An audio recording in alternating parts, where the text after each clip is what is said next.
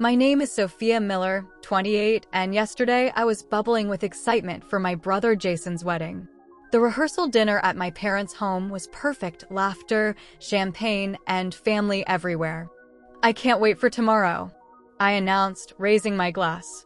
That's when Aunt Patricia froze, her champagne flute slipping from her fingers, shattering on the floor. The room fell silent as everyone stared at her pale face. In that moment, I had no idea how those 5 innocent words would shatter our family forever. Before I continue this story that changed everything for us, drop a comment letting me know where you're watching from. Hit that like and subscribe button if you've ever experienced a family secret that turned your world upside down. Trust me, you'll want to stick around for this one. Jason and I have always been inseparable, despite the 4-year age gap between us. At 32, my brother had found his perfect match in Megan Parker, 29, a kindergarten teacher with kind eyes and a laugh that filled rooms. They'd been together for 5 years, having met through mutual friends at a charity fundraiser. I still remember how Jason called me that night, uncharacteristically animated, saying he'd met someone special. Over the years, I watched their relationship blossom into something truly beautiful, the kind of love most people spend their lives searching for. Our family had always been close-knit. Our parents, Thomas and Laura Miller, had been married for 35 years and still looked at each other with genuine affection. Dad worked as an architect, Mom as a high school English teacher, and they'd created a warm, loving home for Jason and me in our suburban neighborhood in Pennsylvania. Our extended family was just as important to us: holiday gatherings, summer barbecues, birthday celebrations. We rarely missed an opportunity to come together. The past 6 months had been a whirlwind of wedding preparations. As a bridesmaid and Jason's only sister, I found myself caught up in a flurry of dress fittings, cake tastings, and late-night phone calls with my brother when he panicked about his vows. Megan had asked me to help choose the flowers, knowing my background in design would come in handy. We'd spent countless hours scrolling through Pinterest boards and visiting florists until we found the perfect arrangement of white roses and blue hydrangeas. The rehearsal dinner brought everyone together the night before the big day. Grandmother Elizabeth, 82, commanded attention as always, regaling Megan's younger cousins with stories from her youth. Despite her age, Grandma's mind remained razor-sharp, and she never missed a detail. She'd been particularly invested in this wedding, having adored Megan from their first meeting. Uncle Robert, Dad's younger brother, sat with his wife, Aunt Patricia. At 55, Patricia had always been the quieter presence at family gatherings, polite but somewhat reserved. I'd noticed she seemed a bit distant throughout the wedding planning process, but I'd chalked it up to her naturally introverted personality. My cousins Amber and Kyle, their children, had grown up alongside Jason and me, sharing summer vacations and holiday traditions. Amber, 25, was also a bridesmaid, while Kyle, 23, would be one of the groomsmen. Megan's parents, Brian and Jennifer Parker, had flown in from California the previous week. They were friendly and clearly affluent. Brian owned a successful tech company, and Jennifer managed their considerable charitable foundation. They'd generously insisted on covering most of the wedding expenses, including the breathtaking vineyard venue where tomorrow's ceremony would take place. The Willows has been booked for over a year, Mom had told me proudly as we drove to the venue for the final walkthrough. It's the most sought-after wedding location in the state. The estate featured rolling hills covered in grapevines, a restored 19th century mansion, and a reception hall with floor-to-ceiling windows overlooking a lake. Tomorrow, white chairs would line the lawn where Jason and Megan would say their vows beneath a flower-covered arch, with the setting sun painting the sky behind them. I'd noticed some tension between my parents and Aunt Patricia during the planning process. Once, when discussing seating arrangements, I'd walked into the kitchen to find Mom and Patricia in what appeared to be a heated discussion that abruptly ended when they saw me. Another time, Patricia had declined to attend Megan's bridal shower, citing a migraine. These instances seemed minor at the time, but in retrospect, they were the first warning signs. Patricia seemed particularly uncomfortable around Megan. During the rehearsal dinner, I noticed her barely making eye contact with the bride-to-be, despite Megan's warm attempts to engage her in conversation. When Megan asked for family recipe suggestions to add to their collection, Patricia had muttered something about keeping things separate before changing the subject entirely. "Is everything okay with Aunt Patricia?" I'd asked Mom quietly while helping to arrange dessert plates. "She's just emotional about the wedding," Mom had replied, too quickly. "You know how she gets." But I didn't know. In all the years of family events, I'd never seen Patricia behave quite like this. Still, I pushed my concerns aside. Tomorrow was Jason and Megan's day, and nothing was going to spoil it, or so I thought. The rehearsal at the venue had gone smoothly that afternoon. The wedding coordinator, a no-nonsense woman named Valerie, had guided us through our positions and timing. Jason had pretended to swoon when Megan walked down the practice aisle, making everyone laugh. The pastor had reminded us about the importance of speaking clearly into the microphones. Everything was falling perfectly into place. Back at my parents' house for the dinner afterward, the atmosphere was jovial. Dad had set up tables in the backyard, strung with fairy lights that twinkled as the sun set. Mom's garden provided a beautiful backdrop, her prized roses in full bloom. The catering company had outdone themselves with a selection of Jason and Megan's favorite foods, from elegant seafood appetizers to comfort food classics. As champagne flowed and conversations hummed around me, I felt a deep contentment. In less than 24 hours, my brother would be married to the woman he loved, surrounded by everyone who mattered to them. What could possibly go wrong? The rehearsal dinner was in full swing by 8 o'clock. The backyard of my parents' home had transformed into an enchanted space under the May evening sky. String lights crisscrossed above the tables, creating a canopy of warm light against the deepening blue. The catering staff moved efficiently between guests, refilling wine glasses and clearing empty plates. The gentle clinking of silverware and waves of laughter created the perfect soundtrack for our family celebration. I'd been floating from table to table, making sure everyone had what they needed, sharing in the excitement that permeated the air. Jason and Megan sat at the center table, her hand resting comfortably in his, their heads occasionally tilting together to share private words amid the public celebration. They looked radiant, both glowing with anticipation for tomorrow's ceremony. Around 9:30, Dad stood up, champagne flute in hand, to make a toast. As the patriarch of our family, his words carried special weight. He spoke eloquently about watching Jason grow from a curious little boy into the accomplished man before us, about welcoming Megan into our family, about the journey of marriage that lay ahead of them. Tears glistened in many eyes as he finished. "To Jason and Megan," he said, raising his glass higher. "May tomorrow be the beautiful beginning of your lifetime together." To Jason and Megan, everyone echoed, glasses lifting in unison. The momentum of toasts continued. Megan's father spoke next, followed by her maid of honor. When the formal toasts concluded, conversations resumed and people began to mingle again. I found myself standing near the dessert table with Jason, Megan, and several family members, including Aunt Patricia. The conversation turned to last-minute wedding details. "I still can't believe we're actually here," Megan said, her face flushed with happiness. "After all the planning, it's finally happening." "I know."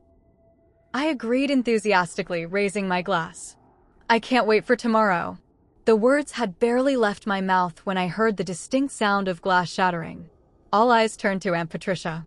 Her champagne flute lay in pieces at her feet, the golden liquid seeping into the patio stones. But more alarming was Patricia herself. The color had drained completely from her face, her eyes wide with what I could only describe as horror. She looked as though she'd seen a ghost, or perhaps more accurately, as though she'd become one herself. "Patricia?" Uncle Robert reached for his wife's arm. "Are you all right?" For a long moment, she didn't respond. Her gaze remained fixed on me, then shifted to Jason and Megan. The silence stretched uncomfortably until she finally seemed to collect herself. "I'm sorry," she managed, her voice barely above a whisper. "I don't know what happened. The glass just slipped." A server quickly approached with a broom and dustpan, and the moment began to pass. Conversation tentatively resumed, but the atmosphere had changed.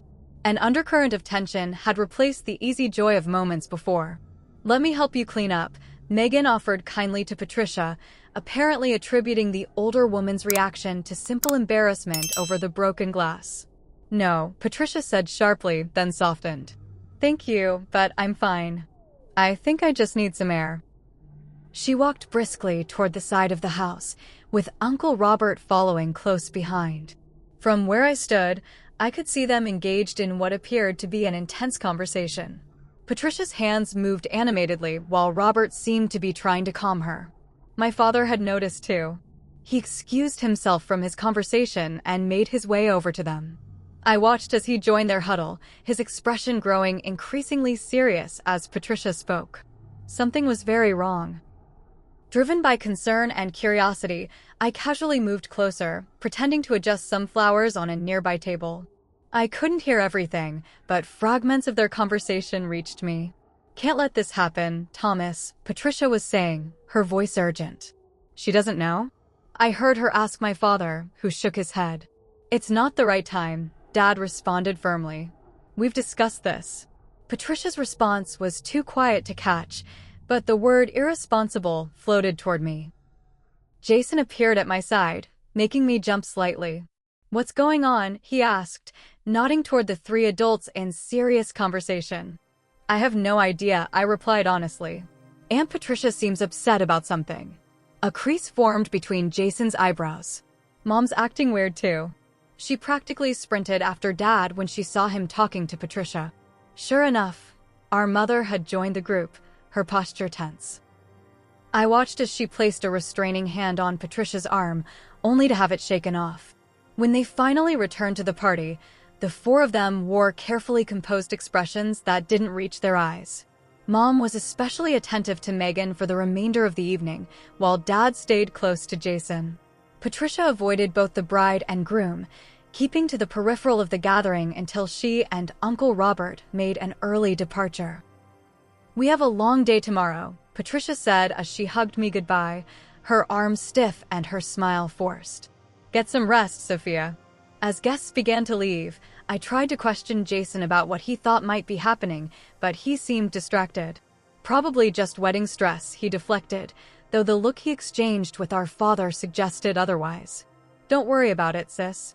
By 11, only immediate family remained, clearing the last of the dishes and packing leftover food. Megan kissed Jason goodnight. Tradition dictated they spend their last night as single people apart, and left with her parents for their hotel. Jason would be staying at the same hotel, but in a separate room. "Everything's fine," Mom assured me when I asked her directly about Patricia's reaction. "Your aunt gets emotional at big family events. You know how she is." But I didn't know. And their insistence that nothing was wrong only convinced me further that something significant was being hidden. As I lay in my childhood bedroom that night, sleep eluded me. My mind replayed the evening's events on loop, Patricia's face as the glass slipped from her fingers, the hushed, urgent conversation, the strange tension that had settled over our family like a heavy blanket. Something about my innocent comment, "I can't wait for tomorrow," had triggered a reaction that seemed wildly disproportionate. What could possibly be so wrong about tomorrow? What did Aunt Patricia know that the rest of us didn't? The red numbers on my bedside clock flipped to 12 a.m. when my phone buzzed with a text message. The sudden illumination in my dark bedroom made me blink as I reached for the device. "Meet me on the porch." "Now." "Patricia," I sat up, heart racing. Aunt Patricia had left hours ago. What was she doing back at my parents' house at midnight? And more importantly, what was so urgent that it couldn't wait until morning? Slipping out of bed, I pulled on a cardigan over my pajamas and carefully opened my bedroom door. The house was quiet, my parents presumably asleep after the long evening. I crept down the stairs, avoiding the third step that had creaked since my childhood, and made my way to the front door. The porch light was off, but the full moon provided enough illumination to see Aunt Patricia sitting on the swing, her posture rigid. She didn't look up when I opened the door. "Aunt Patricia?" I whispered, closing the door softly behind me. What's going on? Is everything okay? She finally turned to me, and I was struck by how tired she looked beyond the physical exhaustion of a long day. This was a bone-deep weariness that seemed to have aged her overnight. "Sit down, Sophia," she said, patting the space beside her on the swing. I did as she asked, the old chains creaking slightly under our combined weight. For several long moments, Patricia said nothing, just stared out into the darkness of the front yard. "I shouldn't be here," she finally said. "Your father would be furious if he knew." "Knew what?" I prompted gently. Patricia took a deep breath, her hands twisting in her lap. "I've been carrying this for months now. Ever since Jason announced the engagement. I thought your parents would handle it. I thought surely they wouldn't let it get this far." "Let what get this far? The wedding?" She nodded, still not meeting my eyes. "Sophia, what I'm about to tell you will change everything. And once you know, you can't unknow it. Are you sure you want that responsibility?" A chill ran down my spine despite the mild May night. If something's wrong, I need to know. Especially if it affects Jason. Patricia closed her eyes briefly, as if gathering courage. 25 years ago, your mother and Brian Parker had an affair." The words hung in the air between us, incomprehensible at first. My mother and Brian Parker? Megan's father? They hadn't even known each other 25 years ago, had they? "That's not possible," I said automatically. "Mom and Dad have been together since college. And the Parkers live in California. We only met them when Jason started dating Megan." "The Parkers moved to California 23 years ago," Patricia corrected. "Before that, they lived here, in this very neighborhood. Brian and Jennifer, your parents, Robert and I, we were all friends. Until the affair." My mind reeled, trying to process this information. But why would no one ever mention this? Why would Mom and Dad act like they were meeting the Parkers for the first time when Jason introduced them? Patricia's laugh was hollow. Because that's the story they all agreed to tell. After what happened, the Parkers moved away. We all decided it would be better to make a clean break.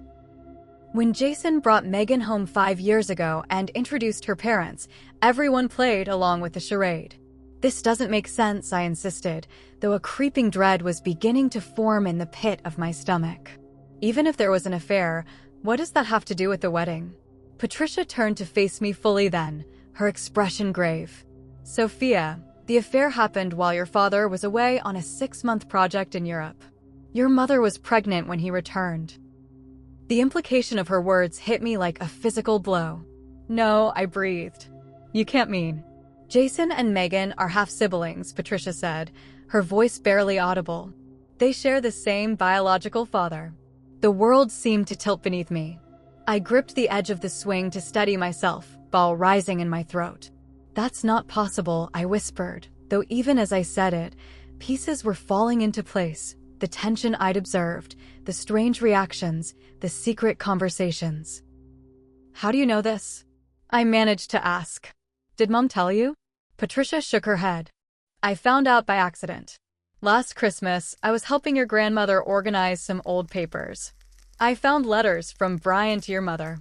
They were explicit about the affair and about the pregnancy. When I confronted Elizabeth, she confirmed everything. Apparently, she's known from the beginning." "Grandma knows." The betrayal cut deeper. "Everyone knows, Sophia. Your parents, the Parkers, even your grandmother. Everyone except you, Jason, and Megan. But this is insane. They're about to get married. They've been together for 5 years. How could everyone let this happen?" Patricia's shoulders slumped. "When Jason first introduced Megan, your parents were horrified. They tried to discourage the relationship without revealing the truth. But the more they pushed against it, the more determined Jason became. By the time they realized how serious it was getting, Jason and Megan were already deeply in love. So they just, decided to let them get married? Their own children." The disgust in my voice was palpable. "I've been arguing with your parents for months," Patricia said. "I told them they had to tell the truth before the engagement, then before the wedding planning started, then before the invitations went out. Each time, they found a reason to delay." "It would destroy them," your mother said. "We'll find the right moment," your father promised. I stood up abruptly, the swing rocking violently behind me. There is no right moment to tell someone they're about to marry their sibling. How could they be so selfish?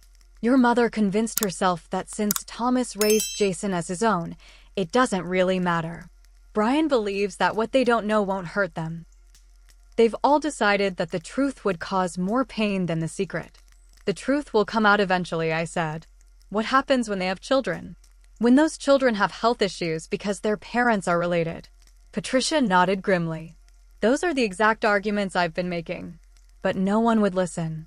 That's why I reacted the way I did tonight, when you said you couldn't wait for tomorrow. Because I know what tomorrow will bring. A wedding that should never take place. I leaned against the porch railing, trying to process the enormity of what I'd just learned. My brother, my beloved brother, was about to marry his half-sister, and every adult in his life who should have protected him had chosen to remain silent. Why are you telling me this now? I asked finally. Why not months ago, when something could have been done more gently?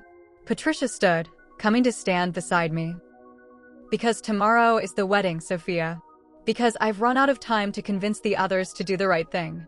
Because now that you know, you have the power to stop this. By destroying my brother's world the night before his wedding, my voice cracked. By saving him from a greater pain down the road, Patricia corrected gently. I'm sorry to put this on you, but I couldn't live with myself if I said nothing. She squeezed my shoulder once, then walked down the porch steps toward her car parked on the street. Patricia, I called after her, my voice small in the vast night. What am I supposed to do with this? She paused, looking back at me with infinite sadness. Now it's your burden too, Sophia. You'll have to decide what kind of sister you want to be, the one who tells a hard truth, or the one who lives with a devastating lie. I watched her drive away, then sank down onto the porch steps, my legs no longer able to support me. The fairy tale wedding we'd been planning for months now seemed like a grotesque mockery. The family I thought I knew had been built on lies so profound I could barely comprehend them. And in just a few hours, if I did nothing, my brother would marry his own sister. I don't remember how long I sat on those porch steps, paralyzed by the weight of Patricia's revelation. Minutes or hours might have passed before rage began to replace shock, propelling me to my feet and through the front door. The house was dark and quiet, but a sliver of light shone from beneath the kitchen door. My parents were still awake. Of course they were. How could anyone sleep peacefully while orchestrating such a monstrous deception? I pushed the kitchen door open with more force than necessary, making it bang against the wall. Mom and Dad sat at the table, cups of tea before them, their faces haggard in the harsh overhead light. They looked up at my entrance, and I knew immediately from their expressions that they'd been discussing exactly what Patricia had just revealed to me. You know, Dad said quietly. Not a question. Patricia told you, Mom added, her voice hollow. How could you? The words tore from my throat, raw with betrayal. How could you let this happen? Mom reached for me, but I stepped back, repulsed by the gesture. Sweetheart, please try to understand what? I nearly shouted, then forced myself to lower my voice, mindful of the late hour. That you've been lying to Jason his entire life? That you're letting him marry his own sister? It's more complicated than that, Dad said, his face etched with lines I'd never noticed before. Then uncomplicate it for me, I demanded, crossing my arms. Explain to me how any of this makes sense. Mom and Dad exchanged glances, some unspoken communication passing between them. Finally, Mom sighed deeply. Sit down, Sophia, she said. Please. Reluctantly, I took the chair farthest from them both, my body tense with anger. 25 years ago, Mom began, her voice trembling slightly. Your father and I were going through a difficult time. He had been offered a prestigious architectural project in Berlin. A 6-month commitment that would advance his career significantly. I supported his decision to go, but being alone with a 3-year-old, with you, was harder than I anticipated. Brian and Jennifer had just moved into the neighborhood, Dad continued, his voice surprisingly steady. They were friendly, welcoming. Brian offered to help your mother with things around the house, yard work, errands when you were sick. We became friends, Mom said. And then, more than friends. Spare me the details, I said coldly. Patricia already told me about the affair. Mom flinched but nodded. When your father returned from Germany, I was already 2 months pregnant. I confessed everything immediately. I looked at my father, trying to imagine the pain he must have felt in that moment. His face remained impassive, but his knuckles were white where he gripped his mug. I made the decision to forgive your mother, he said quietly, and to raise the child as my own. Did Brian know? I asked. Mom nodded. He wanted to leave Jennifer, to be with me and the baby. But I couldn't do that to your father, to you, to their marriage. We agreed that Thomas would be Jason's father in every way that mattered. And you never told Jason the truth? In 32 years? We never saw a reason to, Dad said. I am his father, Sophia. I was there for his first steps, his first words, every school play and baseball game. Biology doesn't change that. No, but it does change the fact that he's about to marry his half-sister. I slammed my hand on the table, making the teacups rattle. When did you realize who Megan was? Mom closed her eyes briefly. The moment Jason introduced us. Brian and Jennifer had moved to California shortly after Jason was born, part of our agreement to maintain distance. We never expected our children would somehow find each other 27 years later. And you said nothing? You just smiled and welcomed them. We were in shock, Dad admitted. And then we saw how happy they were together. We tried to discourage the relationship indirectly. We suggested Jason was too young for something serious, that long-distance relationships rarely work, that there were other women he should date before settling down. But the more we pushed, Mom added, the more determined he became. Jason has always been stubborn that way. So when pushing didn't work, you just gave up? Decided, oh well, might as well let them commit accidental incest. The bitterness in my voice surprised even me. We consulted doctors, Dad said discreetly. We were told that while children of half-siblings do have increased risks for certain conditions, it's not as high as people assume. And Jason and Megan had mentioned they might adopt rather than have biological children. You discussed their reproductive plans, but not the fact that they share a father? I was incredulous. By the time they got engaged, we didn't know how to tell them without destroying everyone's lives, Mom said, tears streaming down her face now. Can you imagine what it would do to Jason to learn that his entire life has been a lie? What it would do to his relationship with us, with Brian? How it would affect you? So you decided lying was kinder, I said flatly. We decided that the truth would cause irrevocable damage to 2 families, Dad corrected. That sometimes secrets exist for a reason. A new voice joined our conversation. Some secrets should never be kept. We all turned to see Grandmother Elizabeth standing in the doorway, her silver hair loose around her shoulders, a robe cinched tightly at her waist. Mom, my father acknowledged. You should be asleep. How can anyone sleep with all this shouting? She asked, making her way slowly to the table. Besides, it seems I'm needed. Again. You knew too, I accused, the betrayal expanding to encompass yet another person I'd trusted implicitly. All this time. Of course I knew, Grandma said, lowering herself into a chair. I was the first person your mother called when she found out she was pregnant. I was also the first to suggest that Thomas raise the child as his own. How can you all be so calm about this? I demanded. Don't you understand what's at stake here? Better than you might think, Grandma replied. Secrets have a way of festering, Sophia. I've lived long enough to see how they can poison a family from within. But I've also seen how the truth, delivered at the wrong moment or in the wrong way, can be equally destructive. So, what's your solution? Let the wedding happen. Of course not, Grandma said sharply. But charging off to tell Jason and Megan in the middle of the night, when everyone is exhausted and emotions are high, isn't the answer either. Then what is? I challenged. We tell them together, Dad said. Tomorrow morning, before anything can proceed. We explain everything, all of us, and we support them through the shock and grief that will follow. That's your plan? Wait until the day of the wedding, when hundreds of guests are about to arrive, when everything is paid for and prepared. I couldn't believe what I was hearing. That's cruel. More cruel than you bursting into Jason's hotel room at Mom checked the clock. 1:30 in the morning to shatter his world alone. Her words gave me pause. As furious as I was with my parents, there was truth in what they said. How would Jason react to learning such life-altering news from me, without the context and details that only our parents could provide? But the alternative, waiting until morning, letting Jason wake up excited for his wedding day, only to have that joy transformed into horror, seemed equally unbearable. I need to tell him now, I said finally, standing up. He deserves to know before he puts on his tuxedo, before he starts getting ready for a wedding that can't happen. And Megan deserves the same consideration. Sophia, please, Mom begged. Give us a chance to do this right. You've had 5 years to do this right, I said, my voice breaking. You've had Jason's entire life. You don't get any more chances. I turned to leave, but Dad's next words stopped me cold. If you do this, Sophia, you need to understand the consequences.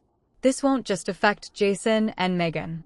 It will change how he sees all of us, including you, for being the bearer of this news. I faced him, tears finally spilling down my cheeks. I know, but I'd rather have him hate me for telling the truth than love me for participating in a lie.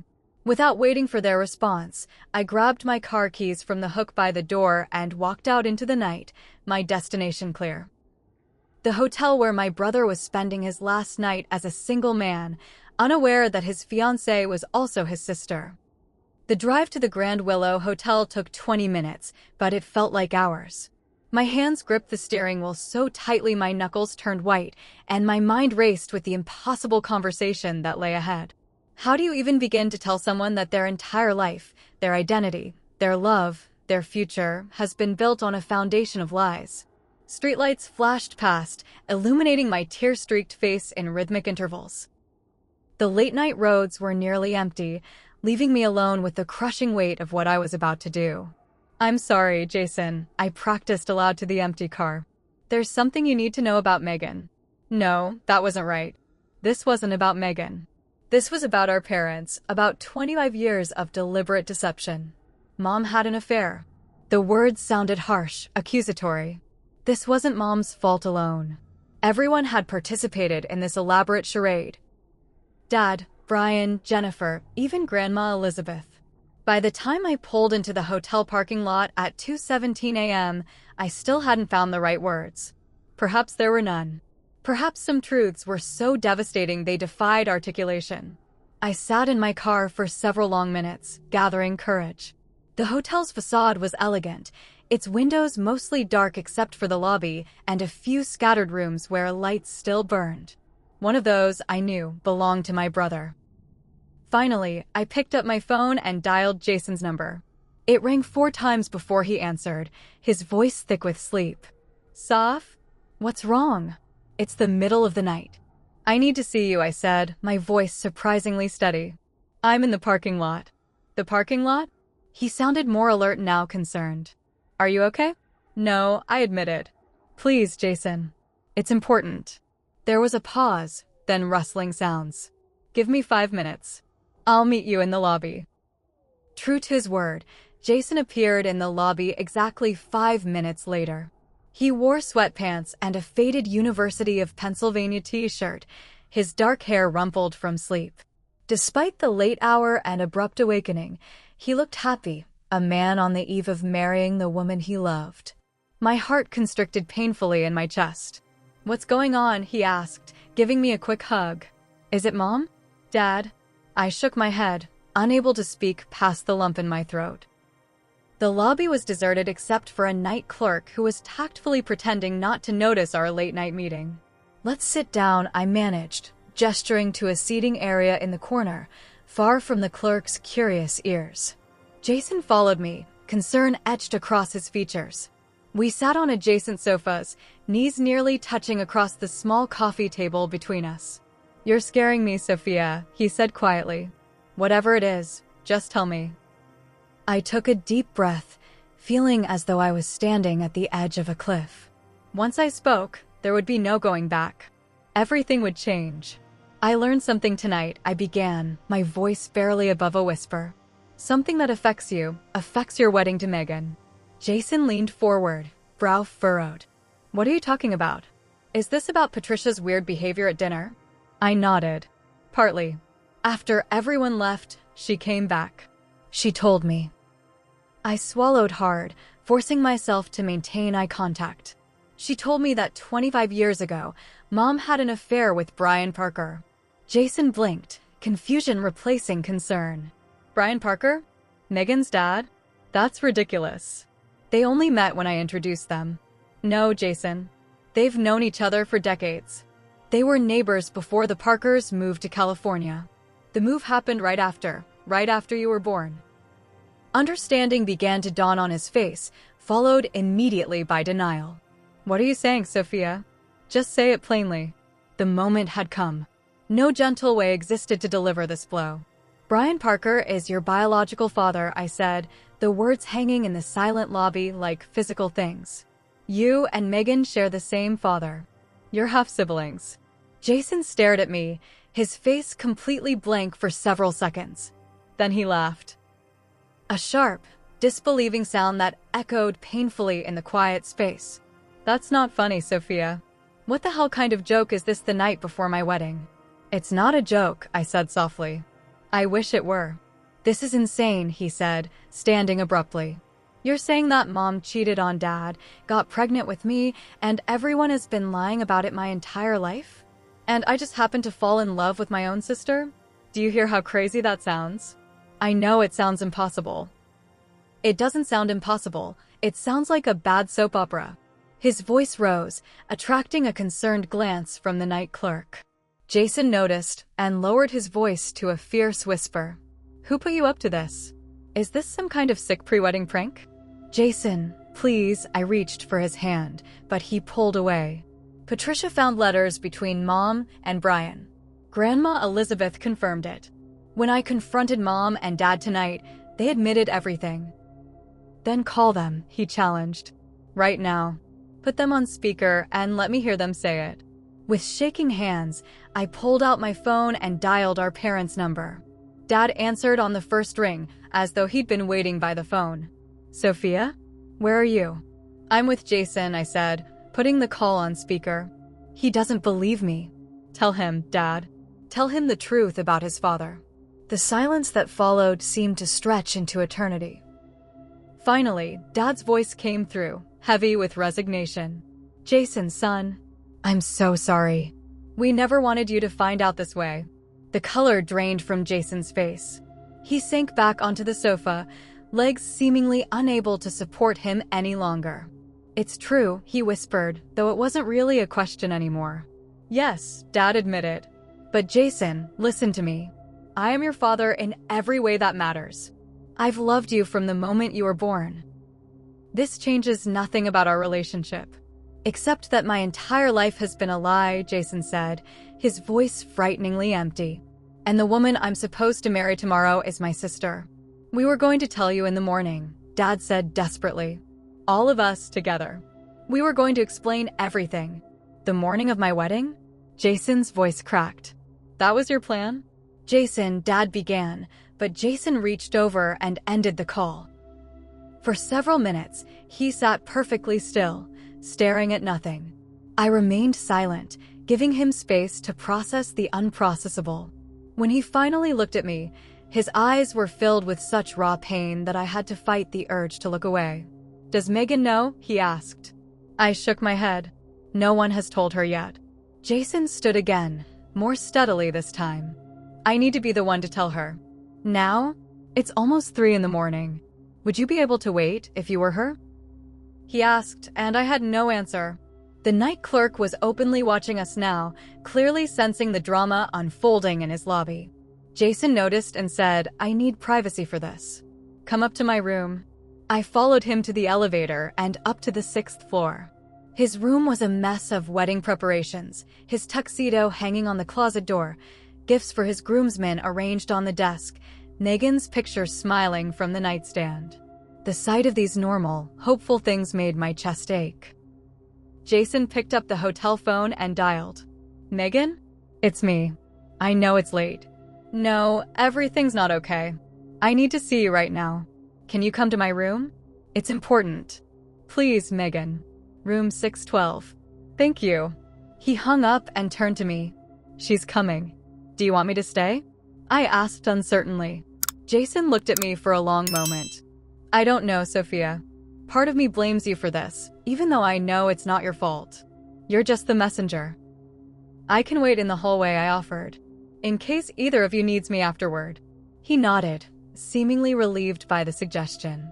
That would be good.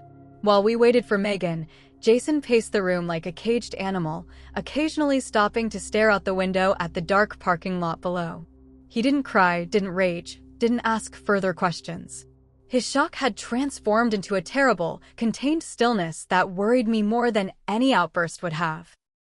A soft knock at the door came 10 minutes later. Jason froze, then moved to answer it with the hesitation of a man approaching his execution. Megan stood in the hallway, her long honey-blonde hair hastily pulled into a ponytail, wearing pajama pants and a university sweatshirt. Her face was creased with worry. Jason? What's wrong? Why is Sophia here? Come in, he said gently. We need to talk.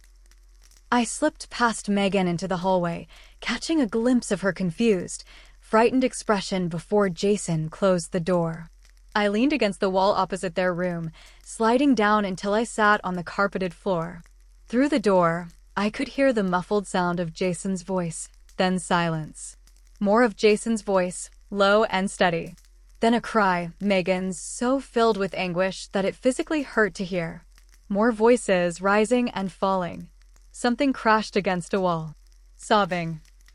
A sound so raw and primal it barely seemed human. The hotel door to my right opened, and an elderly man in a bathrobe peered out with irritation. What on earth is going on out here? He demanded. Family emergency, I said weakly. I'm very sorry about the noise. He harumphed, but retreated back into his room. Down the hall, another door opened slightly, then quickly closed. Inside room 612, the sobbing continued. I hugged my knees to my chest, my own tears falling silently. In the space of a few hours, two people who loved each other deeply had learned that their love was forbidden, taboo, impossible. Their planned life together had shattered beyond repair, and I had been the hammer that delivered the blow. Nearly an hour passed before the door finally opened. Megan emerged first, her face blotchy and swollen from crying, her eyes vacant with shock. She didn't acknowledge me as she walked unsteadily toward the elevator. I stood and entered the room to find Jason sitting on the edge of the bed, head in his hands. The room was in disarray. A lamp lay broken on the floor, the contents of a gift bag scattered across the carpet. Jason, I ventured softly. Go home, Sophia, he said, not looking up. Please. I can't.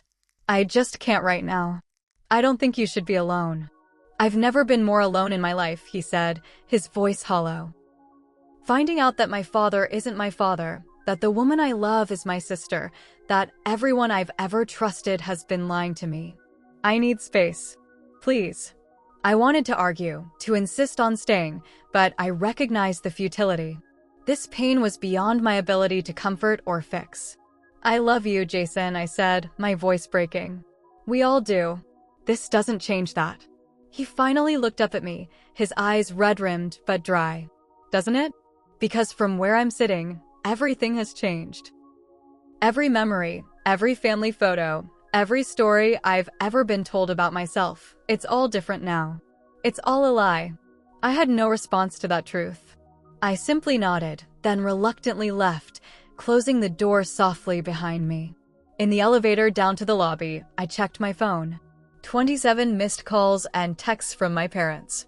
None from Patricia, who had delivered this devastating truth, then disappeared, leaving others to deal with the fallout. As I walked through the deserted lobby, the night clerk watched me with undisguised curiosity.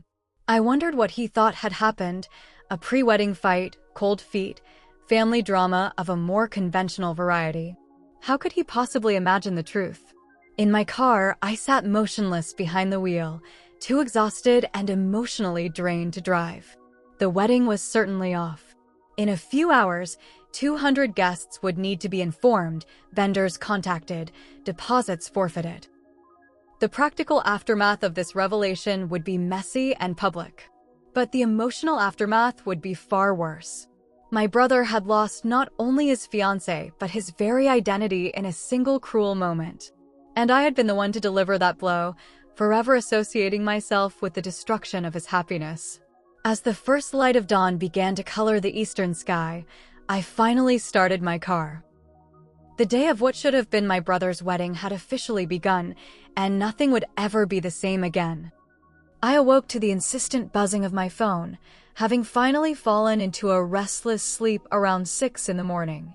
The display showed 9:27 a.m. and 38 missed calls from my parents, from Aunt Patricia, from relatives who had undoubtedly begun to hear rumors of the wedding's abrupt cancellation. My first coherent thought was of Jason. I called his number immediately, but it went straight to voicemail. Next, I tried Megan, with the same result. Their phones were either off, or they were declining calls, neither of which surprised me. The most recent text was from my father. "We're at the venue. The Parkers are here too. Please come. We need you." I dressed quickly in jeans and a sweater, not the bridesmaid's dress hanging in my closet, and drove to the Willows. The irony wasn't lost on me. I was heading to the wedding venue, but under circumstances none of us could have imagined 24 hours earlier. The estate looked eerily beautiful as I pulled up the long, tree-lined drive. White chairs were already arranged in neat rows on the lawn. An arch draped with flowers stood at the end of the aisle, waiting for a couple that would never arrive. A team of caterers moved efficiently in and out of the reception hall, unaware that the food they were preparing would never be eaten. I found my parents in a small office near the main building. Mom sat rigidly in a chair, her eyes swollen from crying, while Dad paced the room. Brian and Jennifer Parker stood by the window, as far from my parents as the small space allowed. The tension was thick enough to cut with a knife. "Sophia," Dad acknowledged when I entered. "Have you heard from Jason?" I shook my head. "His phone's off. Megan's too." Jennifer Parker made a small, wounded sound. She was an elegant woman in her late 50s, her blonde hair so similar to Megan's, pulled back in a tight bun. Her husband stood beside her, his hand on her shoulder. Brian Parker was tall and broad-shouldered, with graying hair and familiar eyes, Jason's eyes, I realized with a jolt. "This is your fault," Jennifer said suddenly, looking directly at my mother. "All of it. You couldn't keep your hands off my husband 25 years ago, and now our children are paying the price." "That's enough, Jennifer," Brian said quietly. "No, it's not nearly enough." Jennifer's voice rose. "We agreed never to speak of this again. We agreed to move on with our lives, to protect our families. And now look what's happened." "We didn't know they would meet," Mom said, her voice barely audible. "How could we have predicted this?" "You should have told Jason the truth years ago," Jennifer snapped. "Before he ever met Megan, before they fell in love, before we all had to watch them plan a wedding that was doomed from the start." "And you should have told Megan," Dad countered, stepping in front of Mom protectively. "The responsibility wasn't solely ours." "Stop it, all of you," I interrupted. "Blaming each other doesn't help Jason and Megan. What are we doing about the guests? The vendors? There are 200 people expecting a wedding in." I checked my watch, less than 4 hours. Dad rubbed his forehead wearily. "We've started making calls. We're telling everyone there's been a family emergency and the wedding has to be postponed." "Postponed?" I echoed incredulously. "Not canceled." "We can't exactly tell people the truth, can we?" Brian said. "That the bride and groom just discovered their siblings?" The blunt statement hung in the air, making the reality of our situation impossible to deny or soften. "The wedding coordinator is helping us contact the vendors," Mom added. "Most of them are being understanding about the deposits, given the circumstances." "What circumstances did you tell them exactly?" I asked. "That there's been a medical emergency," Dad replied. "It's the easiest explanation." The door opened and Aunt Patricia entered, looking haggard. Uncle Robert followed close behind her, his expression grim. "Any news from Jason?" Patricia asked, pointedly ignoring the hostile glares from my parents. "Nothing," I replied. "This is on you, Patricia," Mom said bitterly. "If you had kept quiet for one more day, we could have handled this properly." "There is no proper way to handle incest, Laura," Patricia retorted. "And for the record, I didn't tell Sophia to rush to Jason in the middle of the night. I simply gave her the information you should have shared years ago. Don't you dare take the moral high ground, Brian interjected. You've inserted yourself into a situation that wasn't yours to manage. Someone needed to think about those kids. Patricia shot back. While the rest of you were planning a wedding that should never have happened. Enough. Grandmother Elizabeth's authoritative voice cut through the arguing as she entered the room, supported by Uncle Robert's son Kyle. This bickering solves nothing. Where are Jason and Megan? No one had an answer. My phone buzzed with a text, and everyone turned to me expectantly. But it wasn't from Jason or Megan. It was from Amber, my cousin and fellow bridesmaid. The bridesmaids and groomsmen are starting to arrive, I informed the room. They're confused about what's happening. Dad sighed heavily. I'll go talk to them. I'll come with you, I offered, desperate for any excuse to escape the suffocating tension of that room. Outside, the perfect May morning seemed to mock our family crisis. Birds sang in the ancient oaks that dotted the property, and the sun sparkled on the lake visible beyond the reception hall. In another universe, this would have been a perfect day for a wedding. We found the wedding party gathered near the bridal suite, 3 bridesmaids including Amber, and 4 groomsmen including Kyle's brother. Their faces showed various degrees of confusion and concern.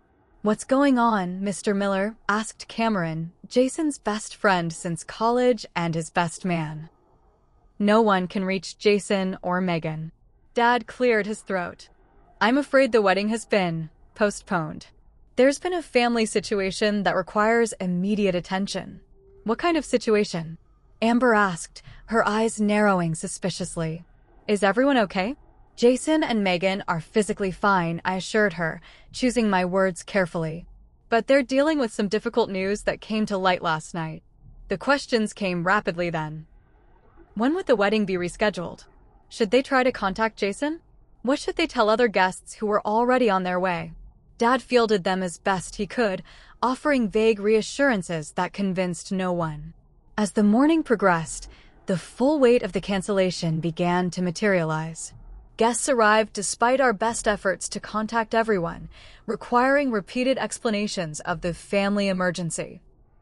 The catering manager approached me with questions about what to do with the food.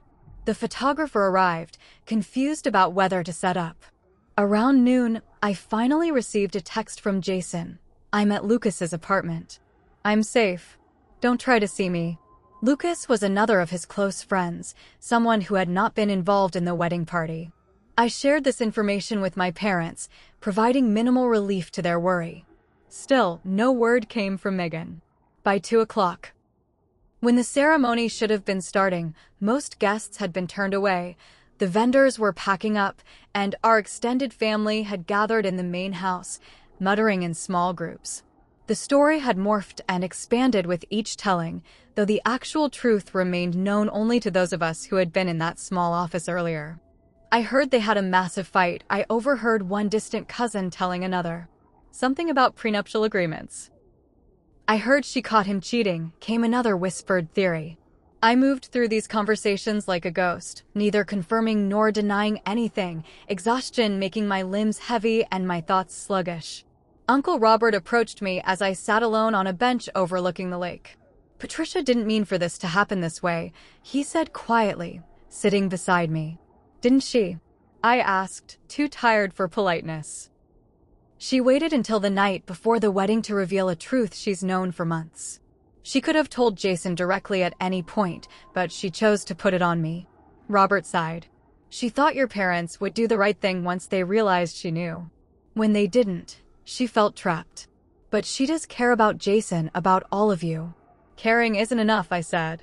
Not when you destroy people's lives. The truth didn't destroy their lives, Sophia, he countered gently. The lies did. The truth, painful as it is, will eventually set them free. I wanted to believe him, but in that moment, free seemed like the last word I would use to describe Jason and Megan. They were imprisoned by a truth they never asked for, grieving not only the loss of their relationship, but the shattering of their very identities. By evening, the venue was cleared, the guests dispersed, the news thoroughly disseminated throughout our extended family and social circles. We gathered at my parents' house: Mom, Dad, Grandma Elizabeth, Uncle Robert, Aunt Patricia, and me, a fractured family trying to pick up the pieces. Jennifer says Megan is with them at their hotel, Dad reported after a phone call. She's devastated, obviously, but physically okay. They're flying back to California tomorrow. And Jason? Grandma Elizabeth asked. Still at Lucas's. He's not ready to talk to any of us yet. Can you blame him? I said, unable to keep the bitterness from my voice.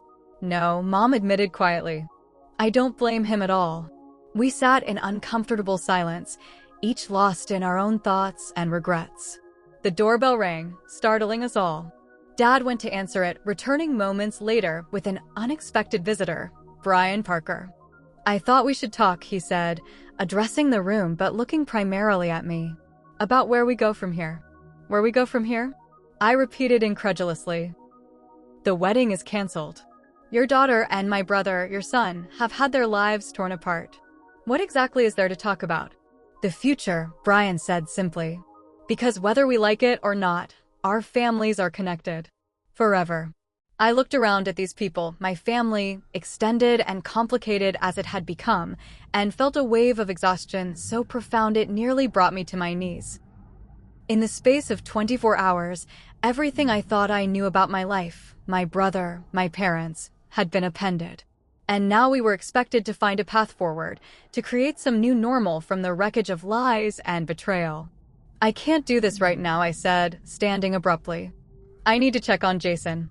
I left them there, these adults who had created this mess with their secrets and compromises and misplaced protectiveness. In trying to shield Jason and Megan from pain, they had ensured its inevitability. And in revealing the truth, I had become complicit in the destruction, the bearer of devastating knowledge. As I drove toward Lucas's apartment, I wondered if any of us would ever truly recover from this day, the day that should have been my brother's wedding, but instead became the breaking point for our entire family. 3 months passed before our family began to find its way back to something resembling normalcy, though normal had been permanently redefined by the events of that May weekend. Jason had moved out of his apartment and in with Lucas temporarily, unable to face the home he'd planned to share with Megan after their honeymoon.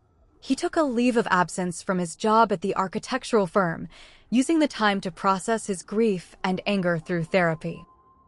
For the first month, he refused to see or speak to our parents, communicating with them only through brief, impersonal texts to confirm his well-being. With me, things were complicated. As the messenger, I occupied a unique position in Jason's pain, not its cause, exactly, but forever linked to the moment his world imploded.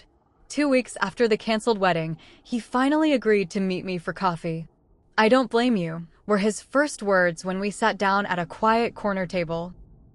"I want you to know that." Relief washed over me. "I've been so worried about you." "I know." He looked different, thinner, with dark circles under his eyes and a new seriousness in his expression. "I'm not okay, sophomore. But I'm better than I was." "And Megan?" I asked cautiously. Pain flickered across his face. "She's back in California. We haven't spoken since that night at the hotel. I don't know what we would say to each other." "I'm so sorry, Jason. For all of it." He nodded, staring into his coffee. "The thing is, I'm grateful to know the truth. As horrible as it is, living a lie would have been worse. So thank you for having the courage to tell me when everyone else chose secrecy." That conversation marked the beginning of our healing as siblings. Over the following weeks, we met regularly, sometimes talking for hours about our family, our childhood, the new lens through which Jason now viewed his life.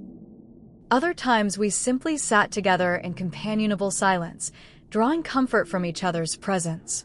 Jason's relationship with our parents was slower to mend.